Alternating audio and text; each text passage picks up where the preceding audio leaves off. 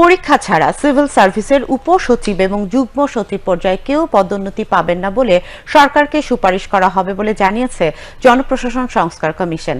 সকালে সচিবালয়ে অন্তর্বর্তী সরকারের জনপ্রশাসন সংস্কার কমিশন এক মতবিনিময় সভায় কমিশন প্রধান আব্দুল মুইত চৌধুরী এই তথ্য জানান। সাংবাদিকদের সঙ্গে এক মতবিনিময় সভায় জনপ্রশাসন সংস্কার কমিশনের সদস্যবৃন্দ এবং মন্ত্রণালয়ের ঊর্ধ্বতন কর্মকর্তাগণ উপস্থিত ছিলেন। গণমুখী, জবাবদিহিমূলক, দক্ষ ও নিরপেক্ষ জনপ্রশাসন গড়ে তুলতে জনপ্রশাসন সংস্কার কমিশন কাজ করছে উল্লেখ করে কমিশন প্রধান বলেন, পদোন্নতির জন্য পাবলিক সার্ভিস কমিশন পরীক্ষা নেবে এবং ৭০ নম্বর না পেলে কেউ পদোন্নতি পাবেন না।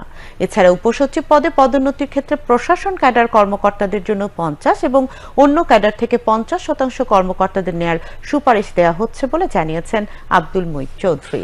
তিনি বলেন, এখন এক্ষেত্রে প্রশাসন ক্যাডারদের কর্মকর্তারা ৭৫ এবং অন্য ক্যাডারের কর্মকর্তারা ২৫% পদোন্নতি পেয়ে থাকেন।